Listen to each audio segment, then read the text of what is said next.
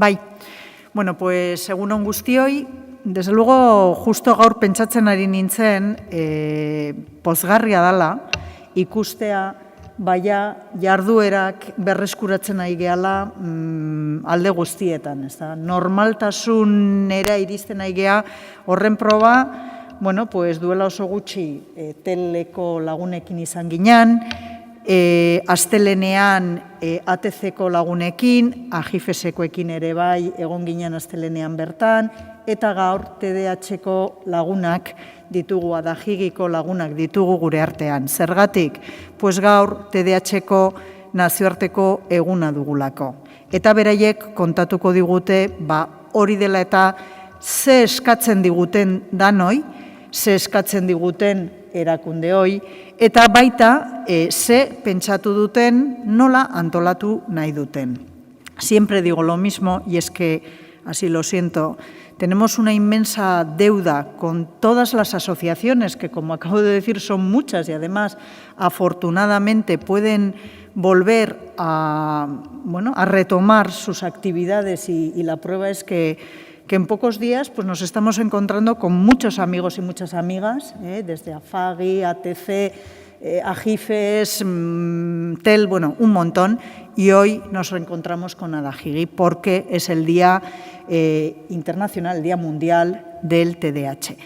Es una inmensa fortuna, a veces no nos damos cuenta, porque aunque sí que es cierto que todas las administraciones, todas, cada una en su nivel de competencias, siempre vamos a poder hacer más, tener a tu alrededor personas que saben de lo que hablas, que lo hacen desde el corazón, desde el cariño, desde el conocimiento directo, pues la verdad es que no tiene precio. Y yo soy de las que pienso que por mucho que se mejore, que se debería, vale bien, nunca vamos a poder sustituir a lo que son las asociaciones de afectados y afectadas. Y por eso creo que os tenemos que dar las gracias porque sois un puntal más en la comunidad, un recurso que no tiene precio. O sea que mila esker, eta orain Maite eta Leirek hitz egingo digute porque beraiena da hitza. Arreta defizitaren eta hiperaktibitatearen nahasmendua duen pertsona batek baditu bere diagnostikoari dagozkion ezaugarri batzuk, bere egunerokoan eragiten dutenak, kontzentratzeko, denbora kudeatzeko eta planifikatzeko, egin beharrak bukatzeko, bulkada kontrolatzeko eta barreko zailtasunak. Alderdi horiek hobetu egin daitezke, eta ondo kudeatzen dira disiplina anitzeko esku hartze goiztiar on batekin. Urteak daramatzagu hitzekin, promesekin, asmo honekin, baina emaitza era guztietako trabak dira, eta leku berdinan jarraitzen dugu, abia puntuan. Urtez urte, arreta defizitaren eta hiperaktibitatearen nahasmendua duten gure seme-alabei ukatu egiten zaie Hezkuntza Ministerioak kudeatzen duten ikasketa laguntzetan eta hezkuntza laguntzaren berariazko premia duten ikasleentzako dirulaguntzen parte izatea. Beste kolektibo batzuk badute dirulaguntza horien parte izateko aukera. Zergatik batzuk bai eta beste batzuk ez? Hau diskriminazioa da.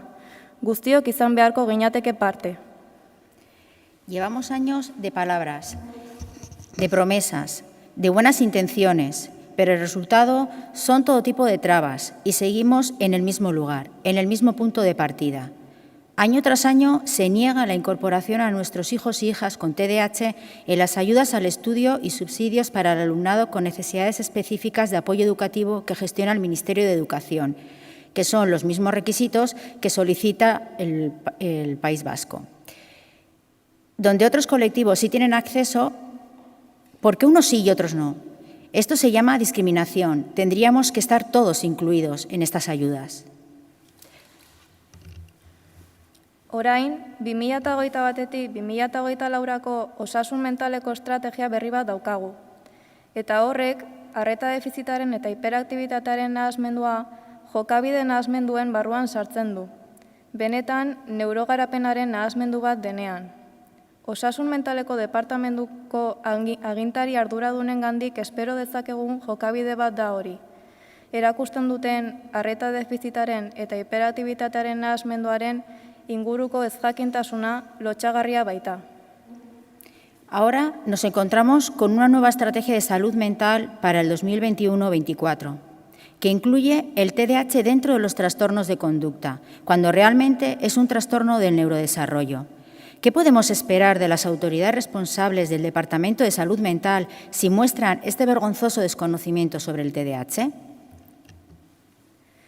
Diagnostiko medikoa ukatzeko eta zalantzan jartzeko eskubidea dutela uste duten hezkuntzako profesionalekin topatzen dira gurasoak aurrez aurre egunero. Berdin jokatuko alzuten diabetesaren diagnostiko batekin? Todos los días, padres y madres se enfrentan con profesionales de la educación que se creen con el derecho de negar y cuestionar un diagnóstico médico. ¿Harían lo mismo con un diagnóstico de diabetes? Gure 18 urteko nerabeek egunero ikusten dute nola erretiratzen zaien, beraien tratamendua eta nola ematen zaien alta. Arreta defizitaren eta hiperaktibitatearen nahasmendua umeentzako kontua delako. Zer da hau, gaur 17 urterekin tratamendua jaso dezaket eta bihar 18 urterekin jada ezin dezaket? Todos los días, nuestros adolescentes con 18 años ven cómo se les retira su tratamiento y se les llega a dar el alta. ¿Por qué el TDAH es una cosa de niños? ¿Qué pasa? ¿Hoy con 17 tomo medicación y tengo TDAH y mañana con 18 ya no? Familia, lan eta osasun arloko inguruneek zalantzan jartzen dituzten eta ulertzen ez dituzten pertsona helduak dauzkagu egunero. Baita osasun arloko profesionalen aldetik gutxietsiak direnak ere. Beraien sufrimenduari eta bizitza kudeatzeko zaitasunari garrantzia kentzen dietenak. Diagnostikoa ezkutatzen dute sufrimendua ekiditeko. Imaginatu asmatikoa zarela. Ezkutatu egingo zenuke? Noski ezetz. Zure bizitza arriskuan jarriko zenukelako. Osasun mentalak ere mina eragiten du eta bizi osorako ondorioak eragiten ditu. Etengabeko borroka da. Todos los días, las personas adultas son cuestionadas e incomprendidas por su entorno familiar, laboral e incluso por profesionales de la salud que quitan importancia a su sufrimiento y dificultad para gestionar su vida. Llegan a ocultar su diagnóstico para evitar sufrir. Imagina que eres asmático. ¿Lo ocultarías? No, ¿verdad? Porque tu vida puede correr peligro. La salud mental también causa dolor y tiene consecuencias graves toda la vida. Todos los días son una lucha. Baina arreta defizitaren eta hiperaktibitatearen nahasmendua daukagunok zerbait bagara, honako hau da garen hori. Borrokarako izaera eta irudimena dauzkagu. Ideia garatzaile handia gara, nekaezinak. Horrekin guztiarekin, borrokan jarraituko dugu, baina arreta defizitaren eta hiperaktibitatearen nahasmendua duen pertsona bakoitzaren alde oztopoak gaindituz. Ez gaituzte geldiaraziko. Pero si algo tenemos las personas con TDAH es espíritu de lucha, imaginación. Somos grandes generadores de ideas, inagotables. Y con todo ello y por cada una de las personas con TDAH seguiremos luchando y venciendo trabas. No nos van a parar. Ez dakit norbaitek galderarik egiten duen edo ez, osea, amaitutzat emango dugu. Sí nos gustaría recalcar que, como actividad desde la Federación Española, se ha promovido a nivel nacional el encendido de edificios de color naranja, que es el color que identifica al TDAH. En San Sebastián, por ejemplo, se va a encender el ayuntamiento, igual que en Rentería, en Ordizia y en Eibar.